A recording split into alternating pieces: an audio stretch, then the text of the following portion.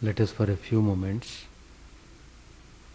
focus our attention on the Divine Master and pray for the welfare of the whole humanity. Shanti, Shanti, Shanti, Hare Om Tat Sat. Peace, peace, peace be unto all.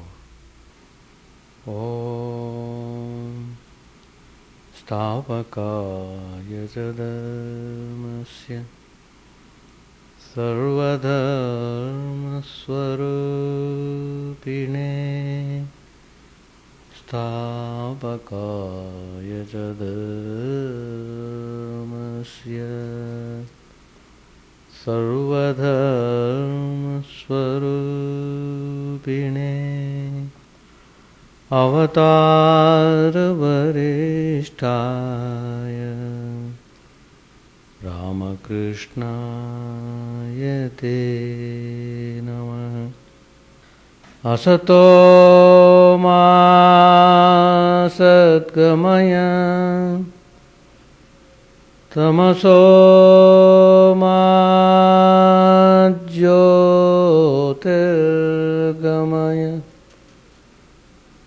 Mrityormamritangamaya. Om Shanti Shanti Shanti. Let us offer our salutations to Sri Ramakrishna, the embodiment of all gods and goddesses, the Supreme God Incarnate, who established religion universal, who harmonized all the religions of the world, who established peace and harmony amongst various religions. He integrated the whole humanity by his practical spiritual life. Sri Ramakrishna inspires everyone to go in spiritual way, and everyone is assured of progress in the spiritual path. Everyone is qualified to step into spiritual life. No one is prohibited from entering into the spiritual way. The only thing required is we must prepare our mind, we must desire to have highest spiritual experience. It is only through spiritual realization we are free from suffering. We get the real glimpse, the real taste of joy only in spiritual life. So, it means spiritual life is very important. It's only when we step into spiritual path, our life gets meaning. Without turning to spirituality, life has no meaning at all. People are constantly under the attack of the disease of worldliness. Once they are attacked by this disease, it is extremely difficult to get out of that. Mind becomes completely soaked in worldliness. Without mind, you can't go towards spiritual goal. So mind is very important. It is the instrument of the soul. It is through mind we have to go. It is through mind we have to experience. the vision of God. Sri Ramakrishna said, the sum and substance of the whole thing. So many religions are there, so many textbooks have come. Every now and then new sects are springing up, new saints are coming up. Every now and then new yogis are coming and attracting people. The whole drama is going on vigorously. What is the fun of all these things? Sri Ramakrishna summarizes. In one sentence he explains the goal of all these religions, different paths, different yogis, different types of Mahatmas. Just he puts in one sentence. That is, the sum and substance of the whole thing is to cultivate devotion for God and love Him. That's all. If we understand this, religion is very simple. If we don't understand it, it is very difficult. It becomes easy to understand if we have proper control over the function of the mind. It becomes simple when we give sufficient training to the mind. It becomes simple when we love to practice spiritual sadhanas, spiritual disciplines. Discipline is power. How long are we to just keep on playing in this world? How long? Tatakim, tatakim. What next? What next? Have a wonderful property in the Chicago suburb? Yes, wonderful. Tatakim. I got that, I got this. Wonderful. Tatakim. Put on, keep on questioning that. Shankaracharya has composed a very beautiful poem. Tatakim, tatakim, tatakim, tatakim. You have got a beautiful body, beautiful family, all wonderful, all round, good youth, everything fine, lot of properties, lot of funds, lot of money in the bank. Tatakim. What next? When you try to understand, when you try to find out the answer for this question, then you will know the importance of spiritual life. It's only when we turn our mind to spiritual ways, we can have some kind of peace in the heart. Long persistence in spiritual practices results in true devotion. You can't simply have it by just imagining. You must work for it.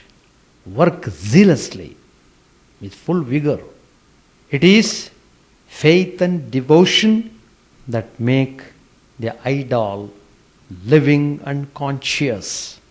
People generally criticize the idol worship, not knowing the significance of it. The idol worship is prescribed only to concentrate our mind on the divine form and serve that form with full attention, so that mind is completely occupied by the thoughts of God, carefully attending upon the services without committing any errors while doing the service. So when we keep on doing this worship with full attention, coupled with devotion, it becomes Chinmaya Murti. Life will be manifested in that image. Sri Ramakrishna worshipped the image of Kali in Dakshineshwar. That image became alive by the devotion of Sri Ramakrishna. It began to talk to him. Every day Sri Ramakrishna would see her in most beautiful form, full of sattvic tejas, splendor, resplendent, full of glory. He fell into ecstatic bliss. Thereafterwards he felt immense peace. He was overwhelmed with joy, and he wanted to share that joy with everyone who comes to him. So he began to cry, "Come on, come as quickly as possible. I have got here spiritual treasure. I want to distribute this wealth to every one of you." So, idol worship has got this tremendous significance. To invoke God, to invoke the divine spirit in the form, that's the important factor. There are so many things we have to follow while practicing devotion. Gossip, active or passive, tarnishes the mind and lowers it very much. It's a handicap to devotion for God. So we have to be watchful about when we talk. Talking uselessly means the time is wasted in a useless way. So much precious time is gone. Time once lost never comes back. Whatever the time we have at our hand is too short. We don't know how much time we require for getting the vision of God. We do not know that. We do not know what is the stock position in our mind. How many things are dumped there we don't know. The mind is to be cleared of all the dirt and rubbish. It must become clean, stainless. Then only you can expect the vision of God. Devotion is possible when we take all these measures so that our practices go on without any obstruction. We prescribe worship as one of the methods for practicing devotion. Realization is impossible without devotion. We do not know how much time it takes for us to have proper devotion. But the fact is, when we reach that state of real devotion towards the divine, we are sure to get the realization. Only then can we expect real peace. In order that devotion to God may arise and right understanding may come, there has to be a fence around a spiritual aspirant in one's early days of spiritual life. Just as a fence needs to be erected around a young plant to protect it from wild animals. Once the plant becomes strong, when it becomes tree, even the elephant can be tied. Nothing will happen to the tree. It has sufficiently grown, it has become strong. In the same way, we must become really very strong. We become strong when we develop true devotion to God. There are various methods to achieve that. Praying to God day and night, appealing to Him, surrendering to Him. Gradually we gain strength and we get devotion too. We must struggle hard to have love and devotion for Him. We have to struggle hard because for the time being our attention is divided. My love and devotion have been diverted to things of the world, and I have got, why I give so many excuses? Because mind is divided. I want this, I want that. I must do that, I must do this. Whatever he wants to do, it is all must for him. Whatever is to be done is not so must for him. That means he, according to his convenience, he begins to formulate his own way of thinking. So, devotion to God is possible only when you lift the mind from all these things and put the mind at the divine God. He is the very life of our life. He is the soul of our soul. There are two forms of devotion. Firstly, the ritualistic or obligatory devotion, such as one should practice so much of japa, repeating divine name 108 times, 1008 times, and so on, or one should do pujas every day at a prescribed time, or one should recite 1000 names of God and goddesses, so on. There are so many ways of engaging oneself in devotional practices. That is one type, one form of devotion. The other one is the loving devotion. At this stage, the devotee thinks ardently of God. He finds no pleasure in things unrelated to God. Above all, perseverance is necessary. It will not do to discontinue practice if a little effort does not produce the desired effect.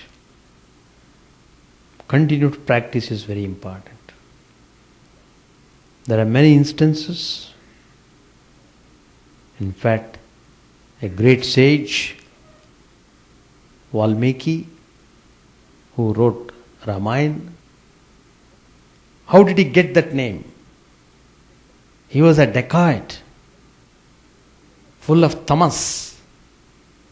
The whole mind was in such a bad shape. Such a sinner, the worst sinner we should say, became a very great saint. How could he? Because he practiced devotion vigorously. He never discontinued his effort till he got the realization. He took up a vow, do or die. With that firm determination, he sat through thinking about God. Fortunately, he was initiated by one of the great saints, Narada Maharshi, who initiated him, who gave him the mantra of Sri Ram. Just you repeat Ram's name, that's enough. You will get everything. All your poison will be removed. He takes away all your poison. You will be free from the poisonous effect. And you are liberated once and for all. You will get immense joy, immense bliss. On your part, you must keep on repeating Ram's name.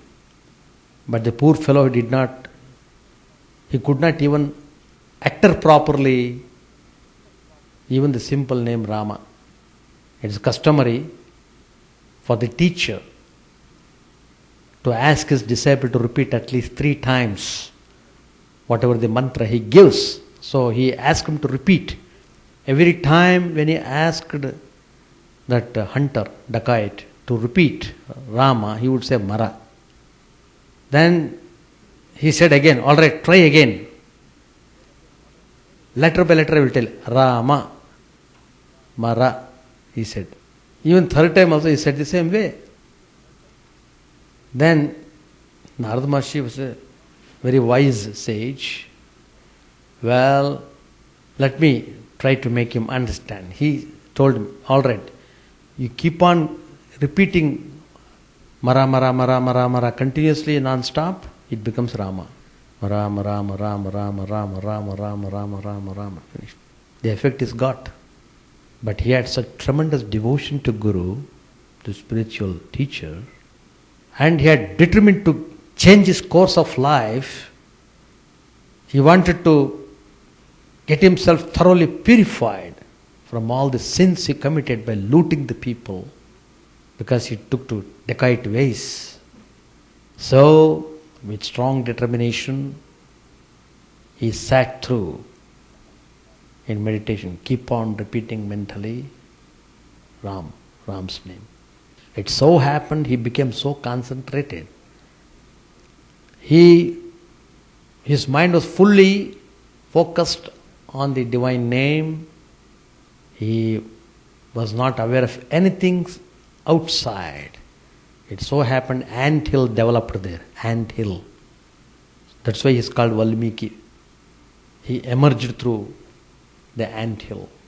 He got the vision of Rama, his whole life became blessed. So it means that nothing to worry, don't brood over the past. The remedy of weakness is not by brooding over weakness, but thinking of strength. Always feel you are strong. Don't brood over the past, think of the present and do what is to be done. That's the way of practicing spirituality. Jnana, that is knowledge fully evolved, becomes bhakti, devotion. Practice of knowledge leads the mind higher and higher, beyond the bounds of duality, but true bhakti is its own end. Where there is true devotion, the result is remarkably good. What does devotion do? It purifies the mind. We must try to see the divine in everything. That will make us spiritual. God doesn't accept anything that is not presented in devotion. One thing very important to be followed, we should cast off hypocrisy. It is because of this we do not progress in our life. If our devotion is genuine, there is no reason why we should not progress and realize God. What's the meaning of hypocrisy? Mind is not fully desiring God. That's the meaning of hypocrisy. I may like to have God, but I am not fully prepared to have God. What's the meaning of full preparation? I must be ready to give up everything for the sake of God. That is called true renunciation. Renouncing everything for the sake of God. Nothing short of that. If we desire to have firm and unshakable faith and devotion to the Lord, we should take to spiritual disciplines right earnest. What kind of devotion takes us to God? The child's devotion to the mother. What is meant in the Gita by steadfastness in devotion? Steadfastness in devotion means that though we may be busy with many things in the world, still our mind is always turned to God. We may not feel the same intensity always, but so long as a hunger for God is there, we are steady in devotion. If we fill our heart with devotion, our mind will turn naturally to God. Another important point we should remember, the path of devotion is most natural. Anything that is natural is very comfortable, easy to practice, easily we can adopt it in our life. That's the beauty of naturality. Food, for example, vegetables, anything that grows in a natural way, that enters into the system without any complication. Anything artificial, synthetic, chemical, it reacts. It has got side effects. So, we have every one of us have got the devotion.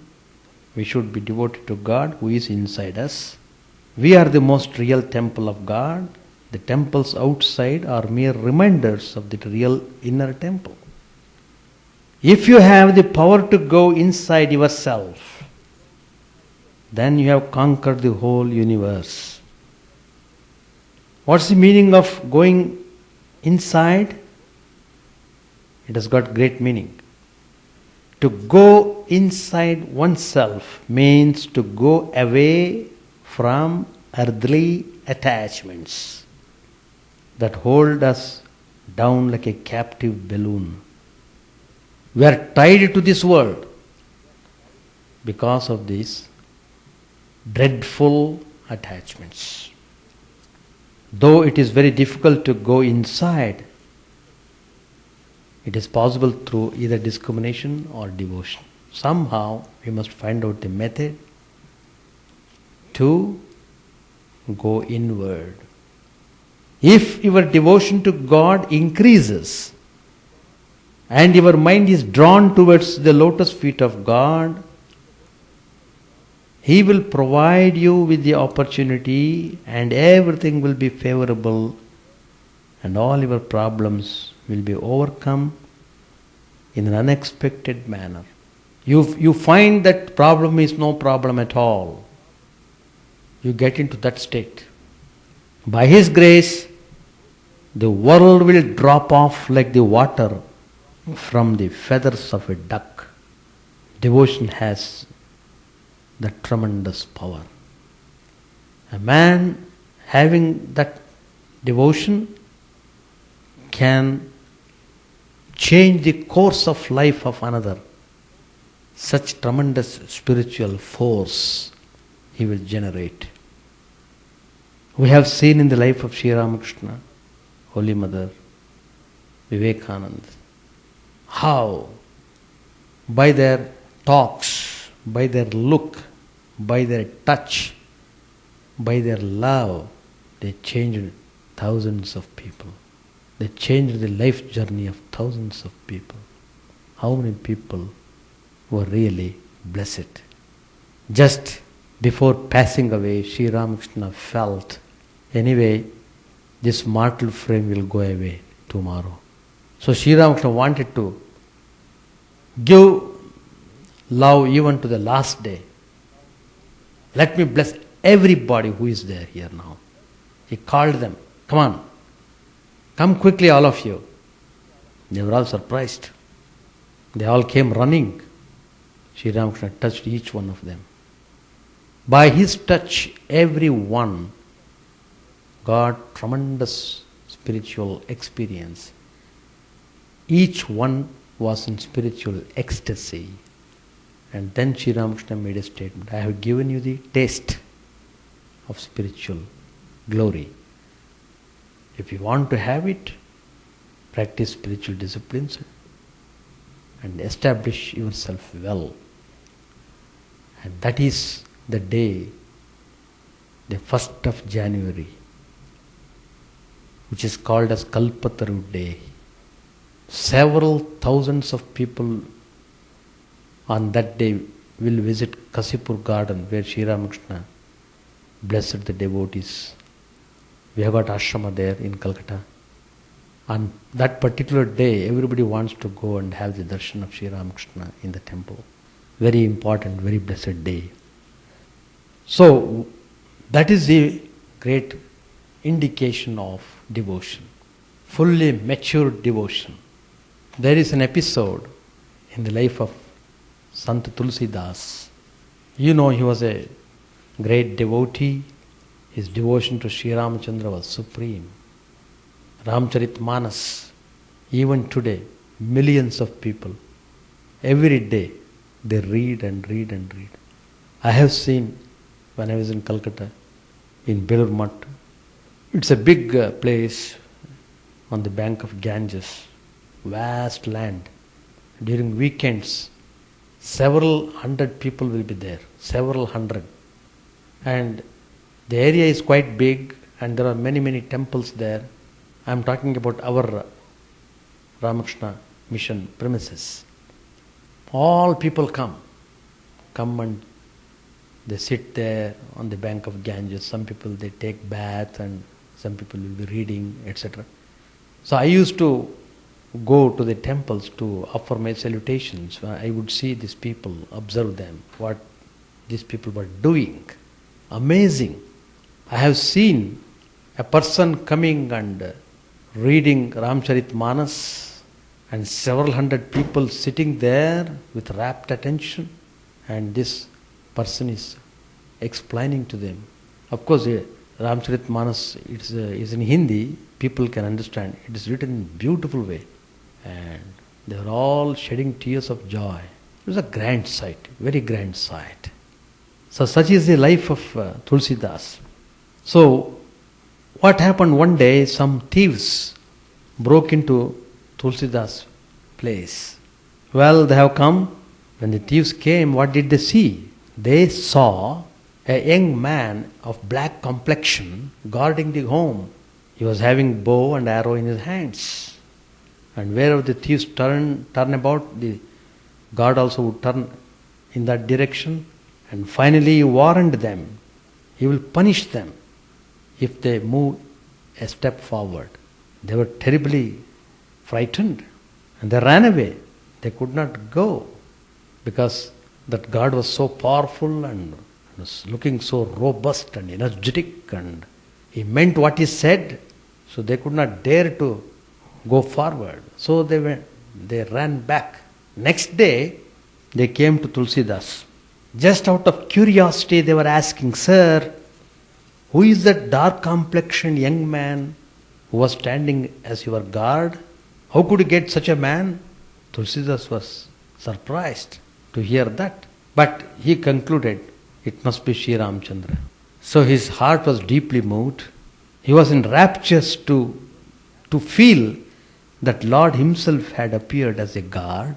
So that incident provoked him to such an extent. What Tulsidas did, he gave away all he had with him. Take away everything. Yesterday night you wanted to come and rob, take away all these things. Now, what has happened to the thieves? Whatever may be the reason, they got the vision of Sri Ramchandra. And when they saw Tulsidas blessed them. So it had tremendous effect upon those thieves. All the poison, the bad samskaras in the mind were uprooted without trace. They were removed. With folded hands, they appealed to Tulsidas to forgive them, and they received instruction from him. They got the mantra of Sri Rama.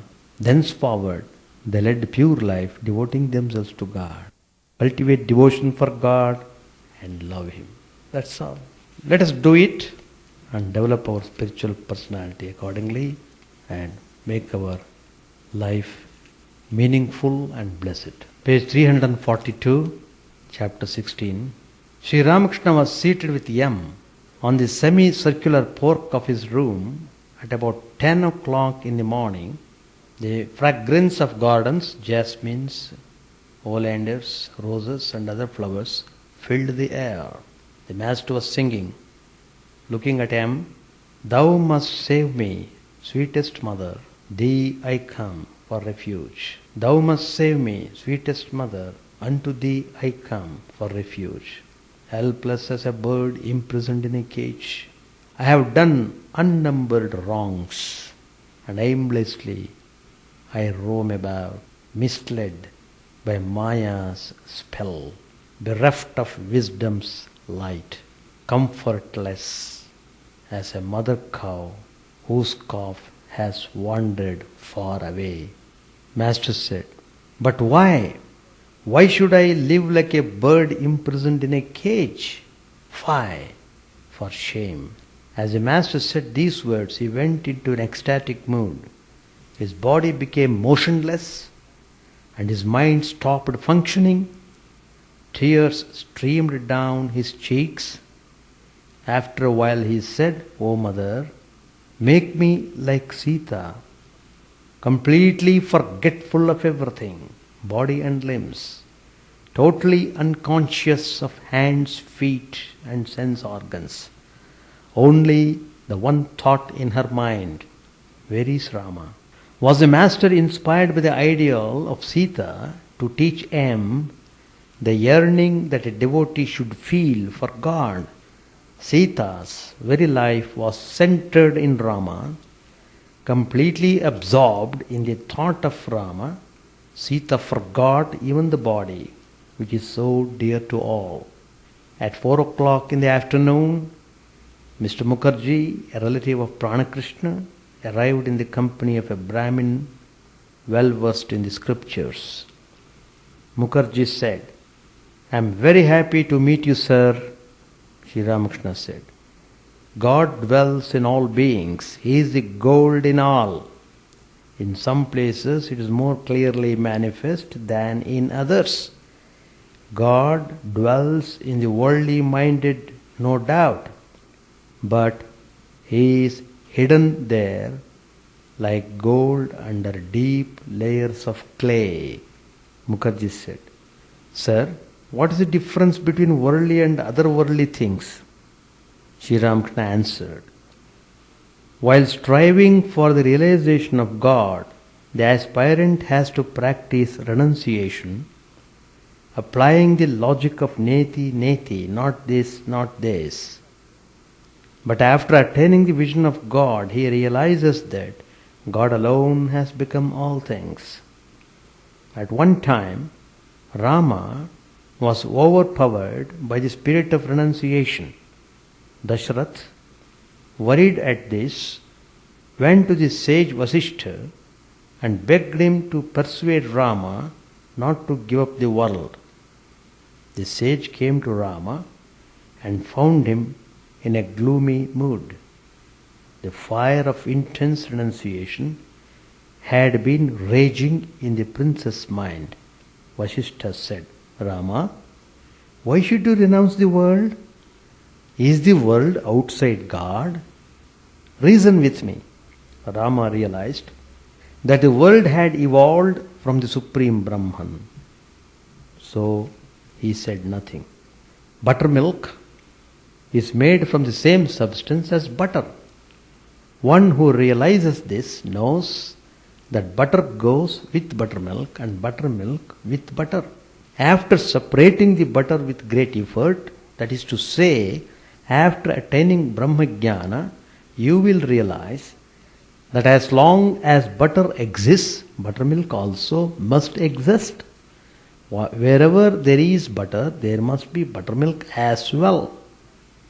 As long as one feels that buttermilk, as long as one feels that Brahman exists, one must also be aware that the universe, living beings, and the 24 cosmic principles exist as well. What Brahman is cannot be described in words. Everything has been polluted like food that has touched the tongue. That is, everything has been described in words. But no one has been able to describe Brahman.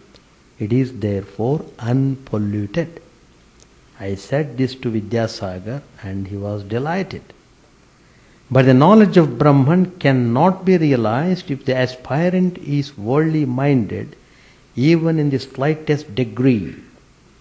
He succeeds in acquiring this knowledge only when his mind is totally free from lust and gold. Parvati once said to her father, Father, seek the company of holy men if you want the knowledge of Brahman. Addressing Mr. Mukherjee, Sri Ramakrishna said, you are rich and still you call on God. That's very good indeed. It is said in the Gita that those who fall from the path of yoga are born in their next birth as devotees of God in rich families. Mr. Mukherjee quoted the line from the Gita. Master said, God, if he so desires, can keep a jnani in the world too. The world and all living beings have been created by his will, but he is self-willed. Mukherjee asked with a smile, how can God have any will? Does he lack anything? Master said with a smile, what's wrong in that? Water is water, whether it is still or in waves. The snake is a snake, whether it is coiled up motionless or wriggles along. A man is the same man, whether sitting still or engaged in action. How can you eliminate from the reality the universe and its living beings? If you do that, it will lack its full weight. You cannot find out the total weight of the bell fruit if you eliminate the seeds and shell. Brahman is unattached. One finds good and bad smells in the air, but the air itself is untainted. Brahman and Shakti are identical. It is the primordial power that has become the world and all living beings. Mukherjee asked, What does one why does one deviate from the path of yoga? Sri Ramakrishna answered, as the saying goes, in my mother's womb I was in a state of yoga. Coming into the world I have eaten its clay. The midwife has cut one shackle, the navel cord.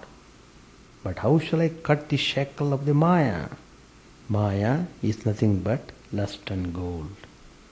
A man attains yoga when he has freed his mind from these two. The self, the supreme self, is a magnet, and individual self is a needle. The individual self experiences a state of yoga when it is attracted to the supreme self, to itself. But the magnet cannot attract the needle if the needle is covered with clay.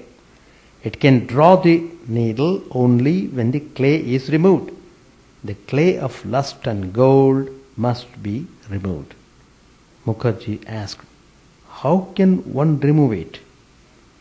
Master answered, weep for God with a longing heart. Tears shed for Him will wash away the clay. When you have thus freed yourself from impurity, you will be attracted by the magnet. Only then will you attain yoga. Mukherjee said, priceless words. Questions session will start. 342. Sunday, December 16, 1883. Chapter 16. With devotees at Dakshineshwar. Yes, one by one. Any questions? How does it happen?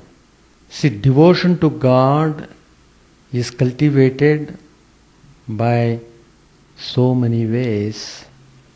First of all, you must have firm faith in the existence of the divine power, and then you must cherish love in your heart, and then you must keep on discriminating about the things in the world, then carry on devotional practices. That's the way. To engage oneself completely in the spiritual activity is the way to keep our ego under control. There are so many ways of practicing devotion. Whatever that is suitable according to one's temperament, should undertake such practices. Of course, if a person is able to withdraw the mind from distractions and fix it on the spiritual idea, then you are sure to reach the goal. There is no doubt. Yeah, that's what I explained, that there are two ways of devotion. One is ritualistic form. It is by constantly engaging in doing worship, in propitiating God, in doing services to Him, in engaging in spiritual activities, and repeating 1,000 names of God, and doing the yajnas. So what is needed is, somehow you must create sufficient samskaras in the mind which would develop taste for spiritual aspiration. Once you get that, then it becomes easy. So it helps us through rituals also. We can develop devotion, but whatever the devotion we have developed, we should translate that into our daily life. The outcome of devotion, what is that? You must love everybody, you must not harm anyone, you must not insult anybody, you must not criticize anybody, don't be jealous of anybody, etc., etc. That means don't think of others, to put in short. So, like that, you must somehow develop love of God, and you must aspire for the vision of God. Then only you will have real peace. That is true. That is true.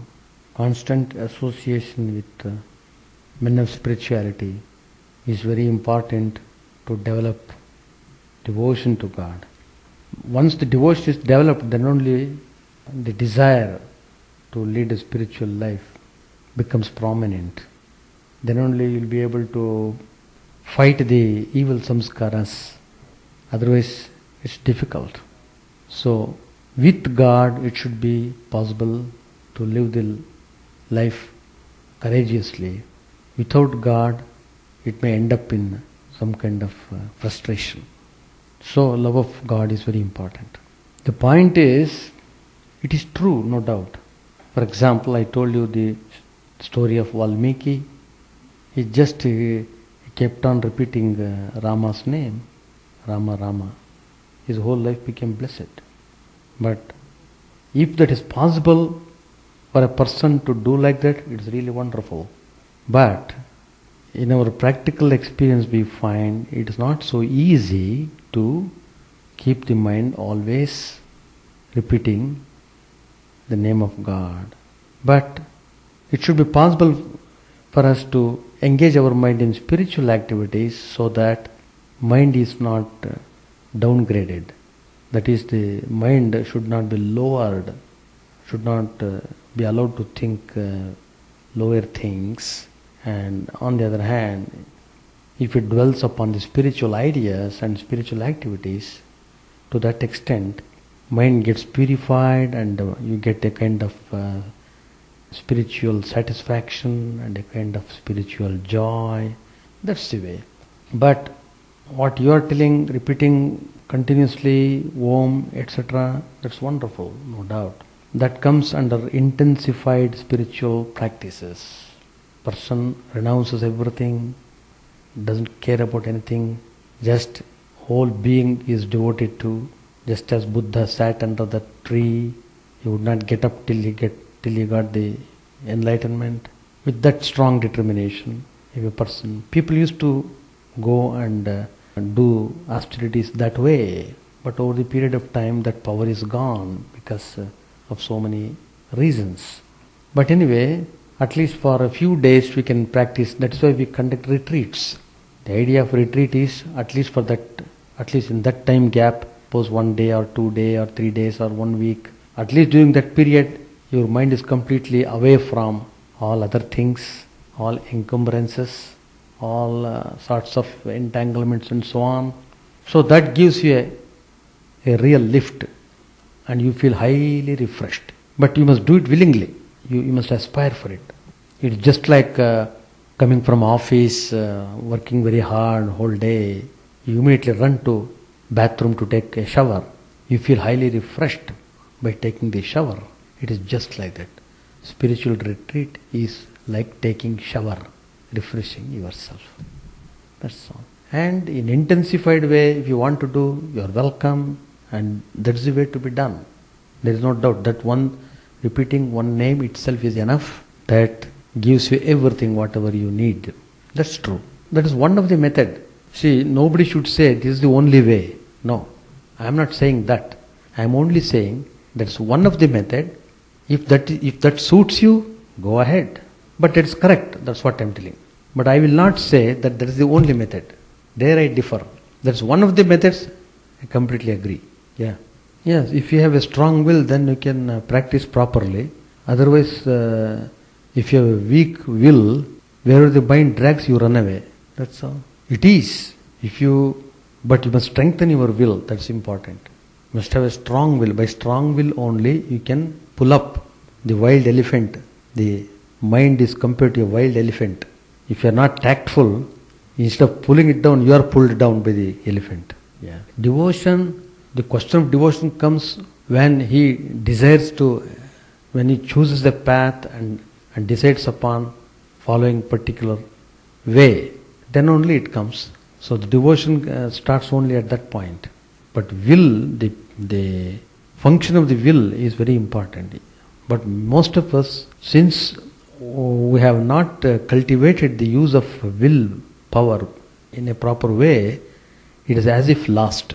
We say we want, but we can't do. Swamiji, I want to come to the chapel, but I can't come. Why do you say I can't come? Because you are so weak will. Your will is weak. Suppose you say I want to come, I will go, whatever it happens. That strength is not there. Devotion, see, there are so many ways. One is, see, the desire to practice devotion, comes up. How? By coming in contact, by attending program like this, you may cherish that idea. Let me have devotion. Very good. The desire is there to practice devotion, etc. But you can't do it unless you strongly use your willpower and you take determined step. Yes, I will do from tomorrow. I will sit and do it. I will get up before sunrise and do some meditation. Even if it is 10 minutes, doesn't matter. I will do it. So that kind of asserting yourself, that is willpower. So the point, it depends upon what for you are willing. How you use your will, it depends upon that. That you can confirm it only by consulting with spiritual teachers, by living with them. Sometimes you may not be sure whether you are deceiving yourself or whether it is a hallucination, whether it is really your will or simply you are dreaming. Who knows? Simply telling will not become a will. Yeah. Alright, we shall stop here. Chant the name of the Lord and His glory unceasingly, that the mirror of the heart may be wiped clean and quench that mighty forest fire, worldly lust raging furiously within.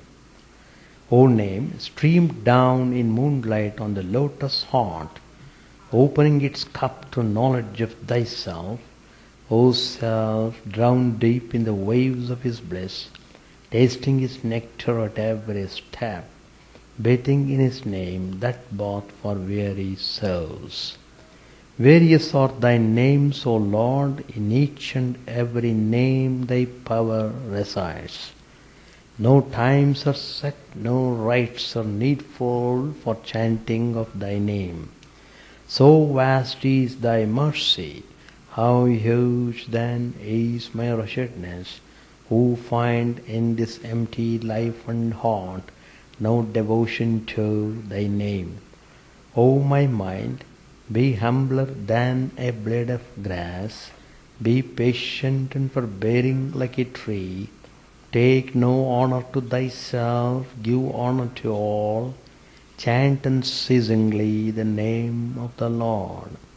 O Lord and soul of the universe, mine is no prayer for wealth or retinue, the playthings of lust or the toys of fame. As many times as I may be reborn, grant me, O Lord, a steadfast love for Thee. A drowning man in this world's fearful ocean is Thy servant, O sweet one. Mercy, consider him as dust beneath Thy feet. Oh, how I long for the day when an instant's separation from Thee, O Lord, will be as 1,000 years, when my heart burns away with its desire, and the world without Thee the heartless void. Prostrate at Thy feet let me be in unwavering devotion, neither imploring the embrace of Thine arms, nor bewailing the withdrawal of Thy presence, though it tears my soul asunder. O Thou who stealest the hearts of Thy devotees, do with me what Thou wilt, for Thou art my heart's beloved, Thou and Thou alone.